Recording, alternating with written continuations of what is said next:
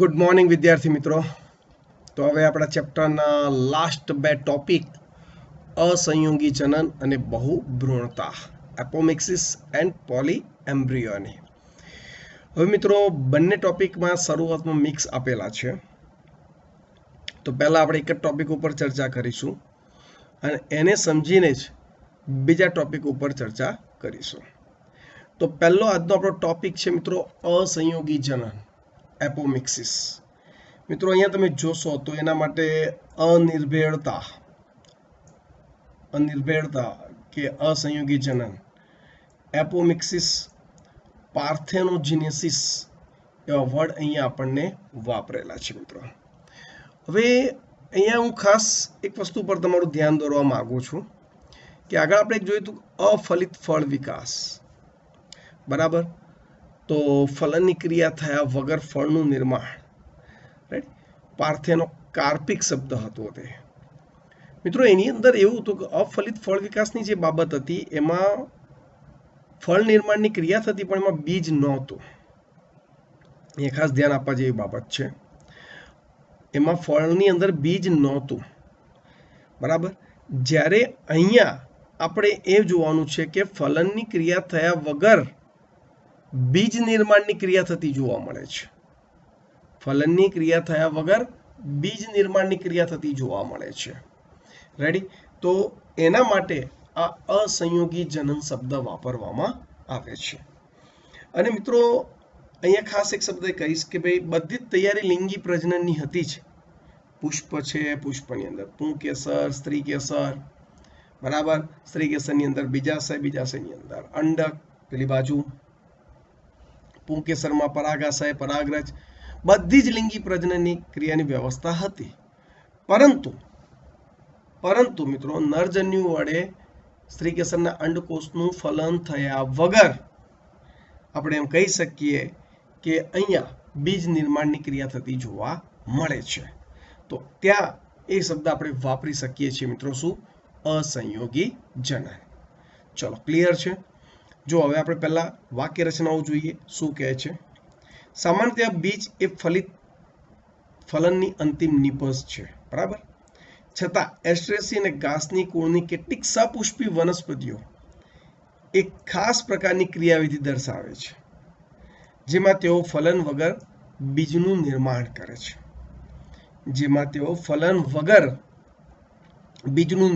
છે. પહેલામાં અફલિત ફળ આપણે એક ટોપિક આગળ આવી ગયો, બરાબર.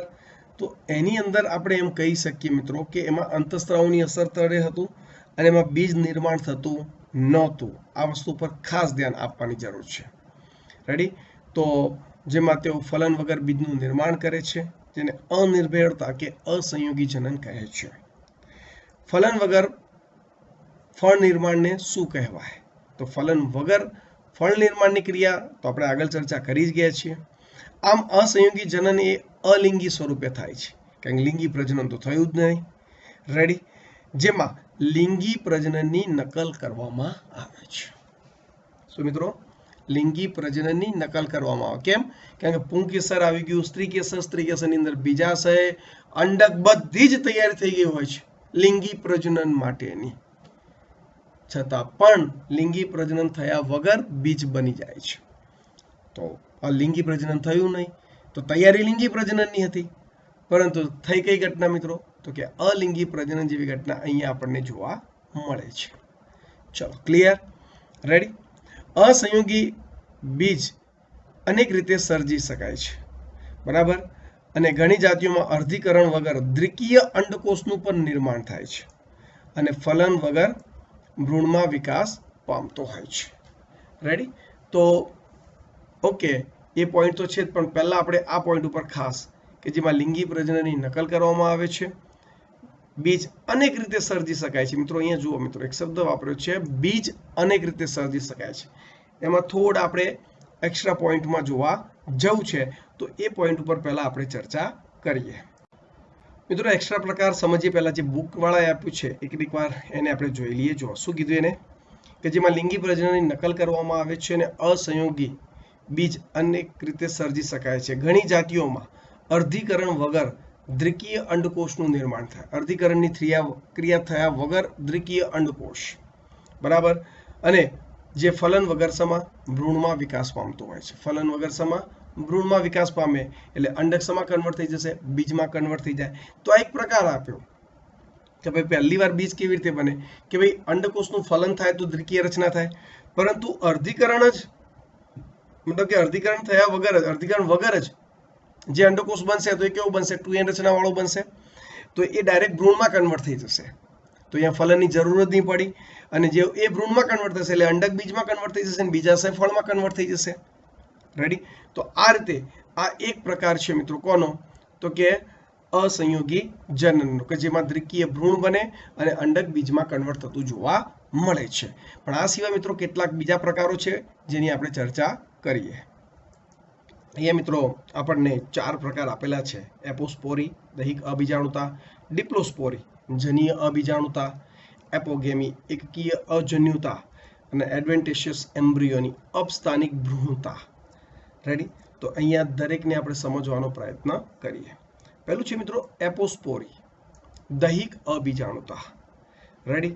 પહેલું આપણે જોયું કે ભાઈ બુકની અંદર જે વર્ણન આપ્યું છે કે ભાઈ જે મહાબીજાણુ માતૃકોષ હતો એમાં અર્ધીકરણ થયું જ નહીં, અને આપણે એમ કહી શકીએ કે અર્ધીકરણ થયા વગર જ અંડકોષનું નિર્માણ થયું. તો અંડકોષ પણ દ્વિકીય હશે, એ તો ડાયરેક્ટ એ અંડકોષ દ્વિકીય અંડકોષ ભ્રૂણનું નિર્માણ કરશે તો એ ભ્રૂણ પણ દ્વિકીય હશે.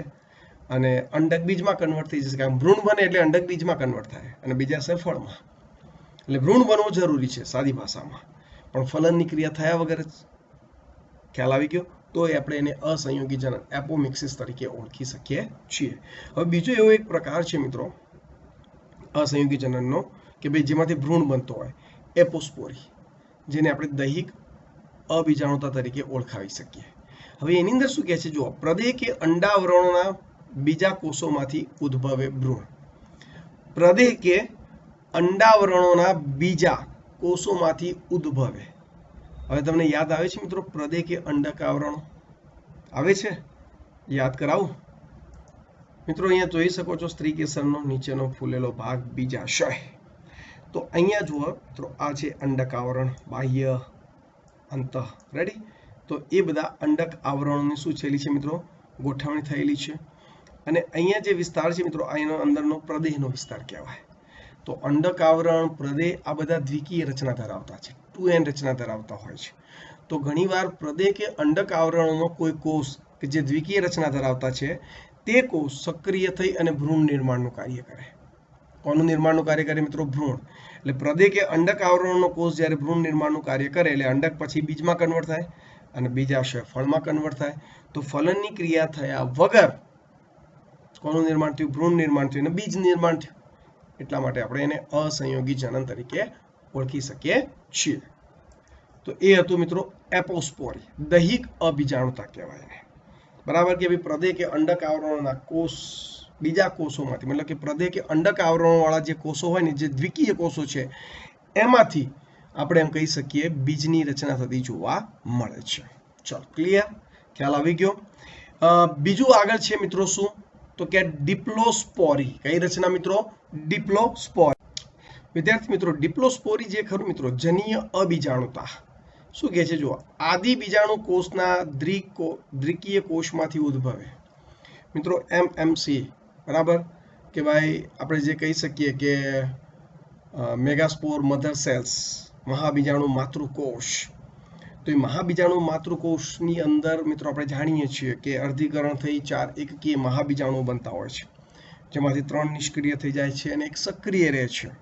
અને એમાંથી મિત્રો આખું ભ્રૂણપૂડ બનતો હોય છે. બરાબર કે નહીં? પરંતુ અહીંયા એ જ કહેવા માંગે છે કે ભાઈ આદિ બીજાણુ કોષ એટલે કે જે મહાબીજાણુ માતૃકોષ જે સક્રિય થયો છે એની અંદર અર્ધીકરણ નથી થતું. શું થાય છે? સમવિભાજન થાય છે. અને એમાંથી જ્યારે ભ્રૂણપૂટની રચના થતી હોય તો સીધી વસ્તુ છે એની અંદર રહેલો અંડકોષ પણ કેવો હશે મિત્રો? દ્વિકીય હશે. અને એમાંથી જ ડાયરેક્ટ ભ્રૂણનો વિકાસ થતો હોય છે. બરાબર? તો એવી સ્થિતિને મિત્રો જનીય અબીજાણુતા, જેને ઇંગ્લિશમાં મિત્રો ડિપ્લોસ્પોરી તરીકે ઓળખવામાં આવે છે. શું કહે છે મિત્રો? ડિપ્લોસ્પોરી તરીકે ઓળખવામાં આવે છે. ચલો, ખ્યાલ આવી ગયો? રેડી? અને એના પછીનો ટોપિક છે મિત્રો એપોગેમી.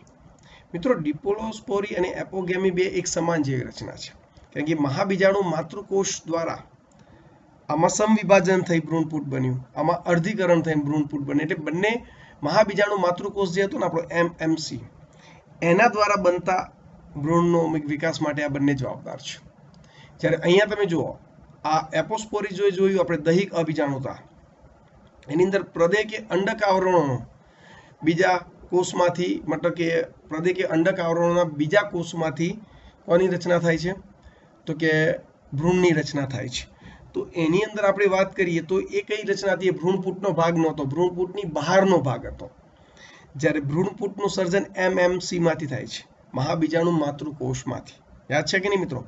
તો આ બંને ટોપિક ડિપ્લોસ્પોરી અને એપોગેમી, જો એપોગેમી ચલાવવાનું બાકી છે, પરંતુ એટલું યાદ રાખવાનું કે બંને એમએમસી મહાબીજાણુ માતૃકોષના સર્જન એટલે કે ભ્રૂણપૂટ વાળા વિસ્તારની અંદરની વાત ચાલે છે. રેડી? ઓકે. તો પહેલા ડિપ્લોસ્પોરીમાં શું વાત કરવાની? જનીય અબીજાણુતામાં કે ભાઈ એની અંદર જે પેલો મહાબીજાણુ, મતલબ કે જે આદિ બીજાણુઓ હતા, રેડી, કે જેને અર્ધીકરણ પામી એને અંડકોષનું ને બાકીના કોષોનું ભ્રૂણપૂટનું નિર્માણ કરવાનું હતું, એ એને સમવિભાજન પામીને કર્યું. એટલે બધા જ કોષો દ્વિકીય હશે અને એમાંથી સીધો ભ્રૂણ વિકાસ થાય. તો એવી સ્થિતિને મિત્રો ડિપ્લોસ્પોરી, બરાબર, અથવા તો આપણે એમ કહી શકીએ કે જનીય અબીજાણુતા તરીકે ઓળખવામાં આવે છે. અને એપોગેમી, જુઓ મિત્રો, એપોગેમી એકકીય અજન્યતા, મતલબ અહીંયા ભ્રૂણ એકકીય બનવાનો છે. કેવો બનવાનો છે મિત્રો? એકકીય. હવે એની અંદર શું કીધું? જુઓ, અંડકોષ સિવાયના ભ્રૂણપૂટના કોઈ પણ કોષમાંથી ભ્રૂણ સર્જાય. અંડકોષ સિવાયના મિત્રો, અંડકોષ સિવાય ભ્રૂણપૂટમાં કોણ હતું? સહાયક કોષ હતા, પ્રતિધ્રુવીય કોષ હતા. આ બધા જ કેવા હતા મિત્રો? એકકીય હતા. યાદ છે કે નહીં? આ બધા કેવા છે? એકકીય છે. તો એ એકકીય કોષોમાંથી જ્યારે ભ્રૂણનું નિર્માણ થતું હોય ત્યારે તેને એપોગેમી, મતલબ ભ્રૂણપૂટની અંદરના જ કોષો છે. તો ડિપ્લોસ્પોરી બી ભ્રૂણપૂટ વાળો જ વિસ્તાર હતો, પણ એ દ્વિકીય હતો, કારણ કે ત્યાં આગળ અર્ધીકરણ જ નહીં થયું. એમએમસીમાં મહાબીજાણુ માતૃકોષમાં સમવિભાજન જ થયું અને એનું નિર્માણ થયું, બરાબર, ત્યાંથી ભ્રૂણ બન્યો. તો એ પણ ભ્રૂણપૂટ વાળો જ વિસ્તાર થયો. એપોગેમી એ પણ ભ્રૂણપૂટ વાળો, એનું પણ નિર્માણ એમએમસી માંથી જ થયેલું છે, મહાબીજાણુ માતૃકોષમાંથી. ફરક એટલો છે કે ત્યાં અર્ધીકરણ થઈ અને ભ્રૂણપૂટ બનેલું છે, એટલે ભ્રૂણપૂટ પ્રોપર બનેલું છે. પરંતુ અહીંયા અંડકોષ સિવાયના બાકીના એકકીય કોષો, જેમ કે સહાયક કોષ એકકીય છે, પ્રતિધ્રુવીય કોષો એકકીય છે, એ લોકો ભ્રૂણનું નિર્માણ કરશે. તો એવી સ્થિતિને મિત્રો એપોગેમી તરીકે ઓળખવામાં આવે છે. હા, એક વસ્તુ ક્લિયર કરી દઉં કે એપોગેમી વાળો ભ્રૂણ લાંબા સમય સુધી ટકવાનો નથી, કારણ કે એ એકકીય છે. અને જ્યારે ભ્રૂણની વાત આવે છે તો મોટાભાગે સજીવોમાં ઉચ્ચ કક્ષામાં દ્વિકીય રચના ધરાવતા ભ્રૂણ હોય છે. જ્યારે એપોગેમીનું જે ભ્રૂણ બનશે એ એકકીય હોય છે, એટલે એનું આયુષ્ય વધારે લાંબુ ચાલશે નહીં. ચલો, ક્લિયર છે? ખ્યાલ આવી ગયો અહીંયા સુધી? મિત્રો ચોથો પ્રકાર એડવેન્ટેશિયસ એમ્બ્રિયોની. મિત્રો આ થોડો અપસ્થાનિક ભ્રૂણતા. મિત્રો જુઓ, અપસ્થાનિક મતલબ આ થોડો અલગ જ પ્રકારનું છે. અપસ્થાનિક. હવે જો તમે કોઈ બી અંડકની વાત કરીએ તો અંડકની અંદર શું આવે? તો કે અંડક આવરણો આવે, પ્રદેહ આવે, જે દ્વિકીય છે. એના દ્વારા ભ્રૂણ બને તો એને આપણે એપોસ્પોરી કહી દીધો. Ready? Okay. MMC, megaspore mother cells, મહાબીજાણુ માતૃકોષ, એની અંદર સમવિભાજનની ક્રિયા થઈ અને ભ્રૂણ નિર્માણ આગળ થતું હોય, ભ્રૂણપૂટ બનીને ભ્રૂણ નિર્માણ થતું હોય તો એને આપણે કીધું હતું ડિપ્લોસ્પોરી, જનીય અબીજાણુતા, બરાબર, જે દ્વિકીય ભ્રૂણ બનશે. અથવા એમએમસી અર્ધીકરણ કરે છે અને પ્રોપર ભ્રૂણપૂટ બનાવે, પણ ભ્રૂણપૂટની અંદર આવેલા એકકીય કોષો, જેમ કે પ્રતિધ્રુવીય કોષો, સહાયક કોષો, જે એમ તો એકચ્યુઅલી વિઘટન પામતા હોય છે, પણ જો એ ભ્રૂણનું નિર્માણ કરે તો એને આપણે એપોગેમી કહી દીધું. તો હવે તમે જો અંડકની અંદર મુખ્ય તો ત્રણેય ભાગો આવી ગયા, તો ચોથા માટે એટલા માટે જો એનું ગુજરાતી શબ્દ જબરજસ્ત વાપર્યો છે, અપસ્થાનિક ભ્રૂણતા. હવે એને શું કીધું? ભ્રૂણનો વિકાસ અંડકના કોઈ પણ દ્વિકીય કોષમાંથી થાય છે. અંડકના કોઈ પણ દ્વિકીય કોષમાંથી. પ્રશ્નાર્થ. અંડકનો કોઈ પણ દ્વિકીય કોષ, પ્રદેહ અને અંડક આવરણો તો દ્વિકીય કોષો હતા, તો એને તો આપણે એપોસ્પોરી કહી દીધું. અને ભ્રૂણપૂટની અંદર દ્વિકીય કોષો તો મતલબ ડિપ્લોસ્પોરી, અને એકકીય કોષો તો એપોગેમી. તો કે અંડક મતલબ કે ભ્રૂણપૂટની અંદર, તો કે અંડકની અંદર હવે કયો વિસ્તાર વધ્યો? એટલા માટે તો એને અપસ્થાનિક કીધું છે. જુઓ, ભ્રૂણનો વિકાસ અંડકના કોઈ પણ દ્વિકીય કોષમાંથી થાય છે, પરંતુ એ કોષ પ્રદેહ કે અંડક આવરણ કોષોનો સિવાયનો હોવો જોઈએ. કારણ કે જો પ્રદેહ કે અંડક આવરણનો હોય તો આપણે એને એપોસ્પોરી કહીશું. પ્રદેહ કે અંડક આવરણનો હોય તો આપણે એને શું કહીશું મિત્રો? એપોસ્પોરી.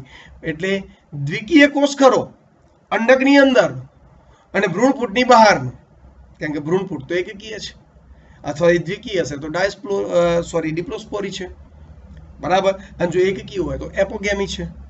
તો કે ભ્રૂણપૂટની જે દિવાલ ખરી મિત્રો, ખબર છે ને ભ્રૂણપૂટ અંડાકાર રચના આવી છે, તો એ ભ્રૂણપૂટની દિવાલની બહારની બાજુ કોઈ એવો કોષ હોય કે જે પ્રદેહમાં ના આવતો હોય, અંડક આવરણમાં ના આવતો હોય અને દ્વિકીય હોય, તો એમાંથી જો ભ્રૂણ બને તો એને એડવેન્ટેશિયસ એમ્બ્રિયોની અપસ્થાનિક ભ્રૂણતા તરીકે ઓળખવામાં આવે છે. ચલો, ક્લિયર છે? થોડું તકલીફ આપે એવો ટોપિક છે મિત્રો, પરંતુ જાણવું જરૂરી છે. એમ તો કોઈ એક્સ્ટ્રા પોઈન્ટ નથી, જૂના સિલેબસનો જ છે, પરંતુ અસંયોગી જનનને જો ડીપમાં થોડું જાણવું હોય તો આ માહિતી તમારી પાસે હોવી જરૂરી છે. રેડી? તો અહીંયા એટલું તો આપણે સમજી ગયા કે ફલનની ક્રિયા થયા વગર ભ્રૂણ બને છે, અને ભ્રૂણ બને છે એટલા માટે અંડક બીજમાં કન્વર્ટ થાય છે. ખબર પડી? એટલે અફલિત ફળ તો અહીંયા પણ બને છે, પણ અંતઃસ્ત્રાવોની અસર તળે નહીં. અહીંયા ફલનની ક્રિયા થયા વગર બાકી ટોટલી લિંગી પ્રજનનની વ્યવસ્થા થઈ ગઈ છે. ખ્યાલ આવી ગયો કે નહીં? તો આવી સ્થિતિને મિત્રો અસંયોગી જનન તરીકે ઓળખવામાં આવે છે. ચલો, ક્લિયર છે મિત્રો? આ પ્રકાર 4 લખી કાઢજો. રેડી? એક્સ્ટ્રા પોઈન્ટ બુકમાં જ એને એડ કરી દેજો. મિત્રો આપણે પહેલા પાછળનો ટોપિક જોઈ રહ્યા છીએ કે ભાઈ બહુભ્રૂણતા આખો એક અલગ જ પાડી દઈશું. અહીંયા પણ આ છેલ્લો પોઈન્ટ જે ખરો મિત્રો, છેલ્લો પેરેગ્રાફ, એ અસંયોગી જનનના મહત્વનો આપેલો છે. હવે મિત્રો અસંયોગી જનનનું મહત્વ કેવી રીતે છે? રેડી? તો એ આપણે બુકની વાક્ય રચના સાથે પહેલા સમજીએ અને સાથે જ જોઈએ, જેથી તમારું પોઈન્ટ આખો એકદમ ક્લિયર થઈ જાય કે ભાઈ આપણા ખોરાક અને શાકભાજી કેટલીક સંકર જાતો, હાઇબ્રિડ વેરાયટી વિશિષ્ટ રીતે ઉગાડવામાં આવે છે. મિત્રો હાઇબ્રિડ એટલે આપણે જાણીએ છીએ કે બે અલગ અલગ જાતિ વચ્ચે જ્યારે સંકરણ કરવામાં આવે ત્યારે જે નવી પ્રોડક્ટ તૈયાર થાય, જે વનસ્પતિ તૈયાર થાય, એને આપણે હાઇબ્રિડ જાતિ તરીકે ઓળખીએ છીએ. સંકર જાતિથી ઉત્પાદકતા ઘણી ઊંચી હોય છે. સંકર જાતિથી ઉત્પાદકતા કેવી છે મિત્રો? ઘણી ઊંચી હોય છે. હાઇબ્રિડ એ સંકર. હા મિત્રો, હા. સંકર જાતની એક મુશ્કેલી એ છે કે તે દર વર્ષે સંકર બીજ ઉત્પન્ન કરવા પડે છે. કારણ સંકર જાત કોને કહેવાય? કે જેમાં આપણે જાણી જોઈને બે અલગ અલગ જાતિ વચ્ચે ફલન પ્રેરી રહ્યા છે અને કંઈક સારા લક્ષણોવાળી નવી જાતિનું નિર્માણ કરી રહ્યા છે કે જેનાથી આપણને ઉત્પાદન પણ સારું મળે છે, ગુણવત્તા પણ સારી મળી રહી છે. હવે અસંયોગી જનનનું મહત્વ અહીંયા શું છે એને સમજીએ મિત્રો. કે તમે ઓકે સંકર બીજ તૈયાર કર્યા, બરાબર, વૈજ્ઞાનિક ઢબે બે અલગ અલગ પરાગરજ તરીકે અંડકોષ ફલન કરી બીજ તૈયાર કર્યું. હવે એ બીજને તમે જમીનમાં વાવો છો તો એમાંથી ફળનું નિર્માણ થશે, મતલબ કે છોડ તૈયાર થશે, ફળ શાકભાજી જે આપણને પ્રાપ્ત થવું એ પ્રાપ્ત થઈ જશે, બરાબર. પરંતુ એની અંદર લિંગી પ્રજનન થયું, બરાબર. હવે એમાં રિઝલ્ટ તમને દર વખતે સારા એ મળે, કોઈ વાર ખોટા પણ મળે. અને બીજું, દર વખતે તમારે કૃત્રિમ રીતે સંકરણ પ્રેરીને જ આવી સંકર જાતો તૈયાર કરવી પડશે, એટલે એનો ખર્ચ બી બહુ મોંઘો આવી શકે છે. રેડી? કારણ કે બીજ તમે સમજો સંકર જાત તૈયાર થઈ અને એને આગળ ફળ બીજ બનાવ્યું તો એ બીજની અંદર અર્ધીકરણ થઈને જ ફલન થયું.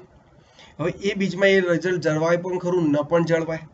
એટલે તમારે એના રિઝલ્ટ પાછું પ્રાપ્ત કરવા માટે તમારે ફરીથી સંકરણ કરવું પડશે કૃત્રિમ રીતે, તો જ તમને એના રિઝલ્ટ પ્રાપ્ત થાય. હવે વારંવાર બીજ તૈયાર કરવા માટે તમે કૃત્રિમ રીતે સંકરણ કરો તો ખર્ચ બહુ મોંઘો આવે, જે ખેડૂતોને પોસાતો નથી. તો અહીંયા શું કહેવા માંગે છે? અહીંયા કેવી રીતે અસંયોગી જનન? ધ્યાન આપજો. સંકર જાત થઈ ગઈ તૈયાર. હવે એની અંદર આગળ લિંગી પ્રજનન નથી થવા દેવું. લિંગી પ્રજનન થાય તો જનીન બંધારણ ચેન્જ થાય ને, અને તમારું રિઝલ્ટ જે તમને જોઈએ છે ન મળે. પણ આપણે એને અસંયોગી જનનમાં કન્વર્ટ કરી દઈએ તો ખ્યાલ આવે છે કે નહીં? મતલબ કે ફલનની ક્રિયા થયા વગર જ એની અંદર બીજ અને ફળ નિર્માણ કરીએ તો, જે આગળ આપણે 4 પ્રકાર પણ મેં તમને બતાવી દીધા. રેડી? તો એ રીતે વારંવાર ફલનની ક્રિયા, મતલબ કે આપણે લિંગી પ્રજનન પણ ન કરવું પડે અને એ જ સંકર જાતિ તમે તૈયાર કરી છે, ટોપ રિઝલ્ટ આપે છે આપણને, એનું જ અસંયોગી જનન કરી, એટલે કે એક પ્રકારે અલિંગી પ્રજનન કરી, પદ્ધતિ લિંગી પ્રજનનની પણ કહેવાય તો અલિંગી ને, તો એ રીતે કરી આગળ પેઢી દર પેઢી એના લક્ષણો જાળવી શકીએ છીએ અને સંકર જાતની સારું રિઝલ્ટ આપણે ઘણી બધી પેઢીઓ સુધી પ્રાપ્ત કરી શકીએ, જે ખેડૂતને ફાયદાકારક સાબિત થઈ શકે છે. તો ત્યાં મિત્રો અસંયોગી જનનનો ખૂબ જ ફાયદાકારક ઉપયોગ થઈ શકે છે. જો એ પોઈન્ટ અહીંયા આપણને એ જ કીધો છે. સંકર જાતમાંથી મેળવેલા બીજને ઉગાડવામાં આવે છે તો સંતતિમાં લક્ષણોનું વિશ્લેષણ થઈ જતા મુક્ત વિશ્લેષણ નિયમ મેન્ડલ યાદ છે ને મિત્રો? કારકોની વહેંચણી. જે સાથે જોઈએ છે પ્રભાવી કારકો સાથે નહીં આવતા વહેંચાઈ ગયા તો રિઝલ્ટ મિશ્ર મળી શકે છે, બરાબર ને? તો વિશ્લેષણ થઈ જતા સંકર લક્ષણો જળવાતા નથી. તો સંકર બીજ એટલે કે હાઇબ્રિડ સીડનું ઉત્પાદન આપણને મોંઘું પડે છે, કારણ કે વારંવાર તમારે સંકરણ કરવું પડશે કૃત્રિમ, અને એ બીજ મળે એને છોડ તરીકે વાવો, એના ઉપર જે ફળ મળે એનો ઉપયોગ કરી લો, ફરી પાછું નવેસરથી નવું બીજ તૈયાર કરવા માટે ફરી પાછું સંકરણ કરવું પડશે. ખ્યાલ આવી ગયો? પરંતુ આ જ સંકર જાતની અંદર આપણે એમ કરીએ તો અસંયોગી જનન પ્રેરીએ તો એપોમિક્સિસ પ્રેરીએ તો ખ્યાલ આવે છે કે નહીં? લિંગી પ્રજનન થતું જ નથી. અલિંગી પ્રજનન જેવી જ ઘટના, પેઢી દર પેઢી લક્ષણ પણ જળવાઈ રહે.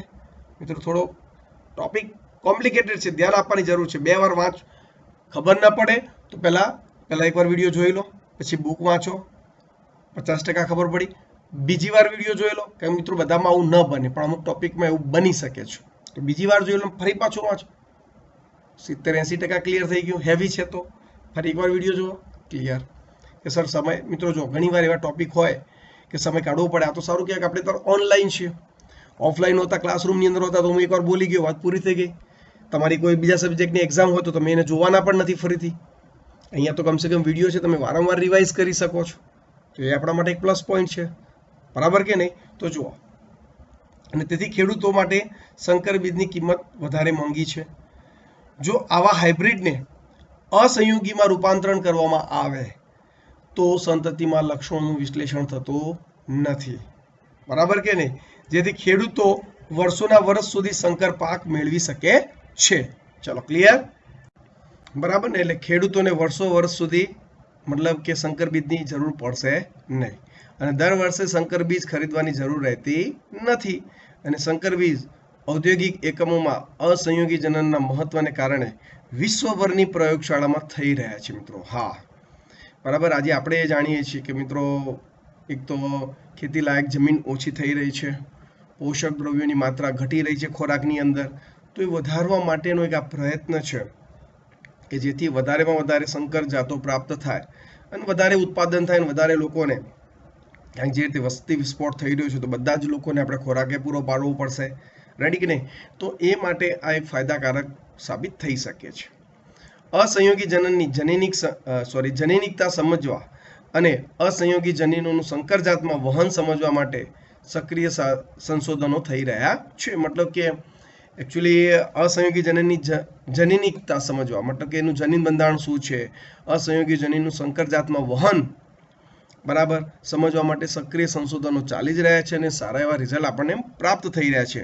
પરંતુ અહીંયા આપણો મેઇન પ્લસ પોઈન્ટ શું, તો કે આખા એ સારાંશ વાત શું થઈ કે ભાઈ તમે કૃત્રિમ સંકરણ કરી સંકર જાત પ્રાપ્ત કરી હાઇબ્રિડ, જેનું રિઝલ્ટ સારું છે, બરાબર. હવે તમે એને આગળ સ્વફલન કરાવશો તો સારું લક્ષણ પણ આવે અને ખરાબ લક્ષણ પણ આવી શકે છે. શક્યતા તો બંને પ્રકારની છે, 50-50, બરાબર. તો અને પાછું દર વખતે એટલે આપણે શું વિચારીએ કે ભાઈ ખેડૂતને દર વખતે આવા સંકર બીજ પ્રાપ્ત કરવા માટે, મતલબ કે દર વખતે લેબની અંદર આ રીતે સંકરણ કરીને જ સંકર બીજ મળે અને એને વાવો ને એમાંથી જે પાક મળે સારું રિઝલ્ટ આપશે. પણ એ પાકની અંદર જો સ્વફલન થાય જે બીજ મળે, બરાબર, તો એની અંદર તો એક પ્રોબ્લેમ આવી શકે છે. તો એક વૈજ્ઞાનિક ઢબ એવું વિચારવામાં આવે છે ભાઈ અસંયોગી જનન કરીએ તો કે ભાઈ લિંગી પ્રજનન કરવું જ નથી. ખ્યાલ આવે છે કે નહીં? એટલે અસંયોગી જનન દ્વારા જ આપણે પાક ઉત્પાદન કરતા રહીએ તો 100% આપણે હાઇબ્રિડ એટલે કે સંકર જાતો જે ખરી વેરાયટીઓ, એમાં પણ આપણે વર્ષો વર્ષ સુધી ઉત્પાદન બરાબર વધારાના ખર્ચો ટાળીને પ્રાપ્ત કરી શકીએ છીએ. તો આખો ટોપિક મિત્રો આગળની જે મેં શરૂઆત કરી તે અને આખો પેરેગ્રાફ આ બંને એકચ્યુઅલી એમ કહી શકીએ કે બંને ટોપિક અસંયોગી જનન સાથે જોડાયેલા છે. ત્યાં અસંયોગી જનનની પદ્ધતિ આપણને આપેલી છે શરૂઆતમાં, અને અહીંયા અસંયોગી જનનના ફાયદાનો ઉલ્લેખ કરેલો છે. રેડી? ચલો ક્લિયર છે મિત્રો. હવે આપણે જોઈએ બહુભ્રૂણતા. હવે જો મિત્રો સેકન્ડ આપણો ટોપિક છે બહુભ્રૂણતા. તો કે ઘણું ખરું લીંબુ કેરીની ઘણી જાતો જેવી કે વનસ્પતિઓમાં ભ્રૂણપૂટની આસપાસના પ્રદેહના કેટલાક કોષો વિભાજન પામી ભ્રૂણપૂટમાં ઉપસી આવે છે અને ભ્રૂણમાં પરિણમે છે. હવે મિત્રો અહીંયા કહેવા શું માંગે છે? બહુભ્રૂણતા. તમે શબ્દને સમજો. પોલીએમ્બ્રિયોની મતલબ નોર્મલી શું હોય કે કોઈ બી અંડકની અંદર કે ભાઈ બીજની અંદર એક જ ભ્રૂણ વિકાસ થતો હોય છે. એક જ શું થાય? ભ્રૂણ વિકાસ થતો હોય છે. પરંતુ ઘણીવાર એક કરતાં વધારે પણ ભ્રૂણ પ્રાપ્ત થઈ શકે છે. તો આવી સ્થિતિને મિત્રો બહુભ્રૂણતા તરીકે ઓળખવામાં આવે છે. નોર્મલી એક જ ભ્રૂણ અને એક જ ભ્રૂણમાંથી એક જ તરુણ છોડનું નિર્માણ થશે. પરંતુ એ શું કહેવા માંગે છે? ભ્રૂણની સંખ્યા એક કરતાં વધારે. નોર્મલી આપણે શું થાય? અંડકોષ છે તો એનું નરજન્યુ દ્વારા ફલન થયું તો એ ભ્રૂણમાં વિકાસ પામશે, ફલિતાંડ બની. તો એ નોર્મલી એક ભ્રૂણ બનતો જ હોય. પરંતુ અહીંયા સ્થિતિ શું કહે છે? ભ્રૂણની સંખ્યા એક કરતાં વધારે. ભ્રૂણની સંખ્યા એક કરતાં વધારે. તો એવી સ્થિતિને બહુભ્રૂણતા તરીકે ઓળખવામાં આવે છે. હવે ખાસ કરીને કેવી વનસ્પતિઓ, જો આપણને કીધું છે એક્ઝામ્પલમાં પૂછાઈ ગઈ છે મિત્રો એકવાર નીટમાં પણ, કે લીંબુ અને કેરીની ઘણી જાતો જેવી વનસ્પતિઓમાં ભ્રૂણપૂટની આસપાસનો જે પ્રદેહના કેટલાક કોષો વિભાજન પામી ભ્રૂણપૂટની અંદર ઉપસી આવે અને ભ્રૂણમાં કન્વર્ટ થઈ જાય. એટલે એ પોતે દ્વિકીય હોય. હવે પેલો અંડકોષનું તો ફલન થયું જ હોય. સમજો મિત્રો, અંડકોષનું તો ફલન થયું જ હોય અને એ તો ભ્રૂણમાં કન્વર્ટ થયું જ. પણ પેલા પ્રદેહના કોષો કોષ વિભાજન પામી અને ભ્રૂણપૂટની અંદર ઉપસી આવ્યા અને એ પણ ભ્રૂણમાં કન્વર્ટ થઈ ગયા. તો તમે જુઓ કેટલા ભ્રૂણ થઈ ગયા? બે. એક તો અંડકોષનું ફલન થઈને ભ્રૂણ બને તે, અને એક આ પ્રદેહના કોષો અંદર દાખલ થયા તે. એટલે એક કરતાં વધારે ભ્રૂણ બની જાય ત્યારે આપણે એને બહુભ્રૂણતા તરીકે ઓળખીએ છીએ. જો આવી જાતિઓમાં દરેક અંડક ઘણા ભ્રૂણ ધરાવે છે. એક બીજમાં એક કરતાં વધુ ભ્રૂણની હાજરી એટલે બહુભ્રૂણતા પોલીએમ્બ્રિયોની તરીકે ઓળખાય છે. ચલો, ક્લિયર છે? ખ્યાલ આવી ગયો દરેકને? અને મિત્રો ભ્રૂણ એવું નહીં પ્રદેહના કોષ કોઈ પણ રીતે, બરાબર. જો આપણે એક ફોટોગ્રાફ જોઈએ કે જેથી બહુભ્રૂણતા આપણો ટોપિક વધારે ક્લિયર થાય.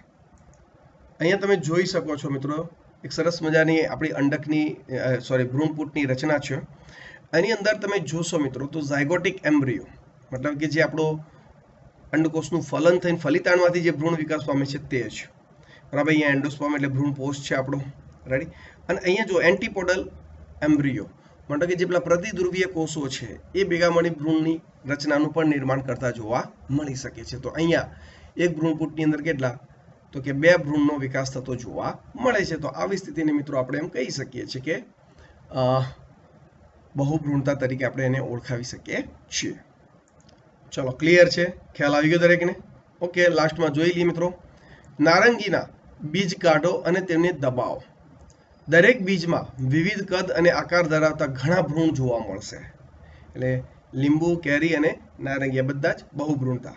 દરેક બીજમાં આવેલા ભ્રૂણની ગણતરી કરો. અસંયોગી ભ્રૂણનું જનીનિક વલણ શું છે?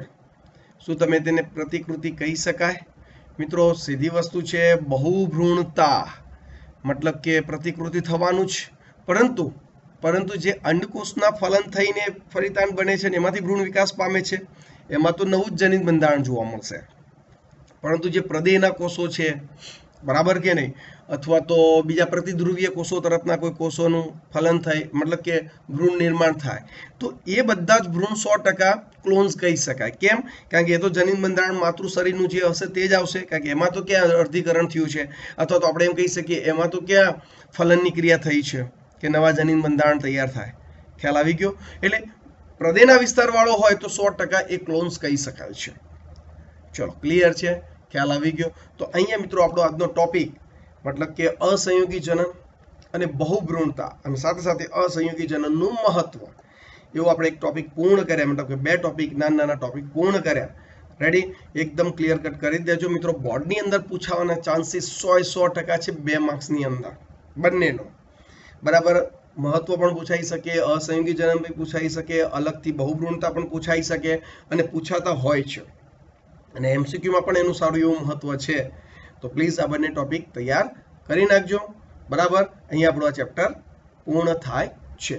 Okay, good. આશા રાખું કે દરેક વિદ્યાર્થીઓના ચેપ્ટર તૈયાર થઈ ગયું હશે.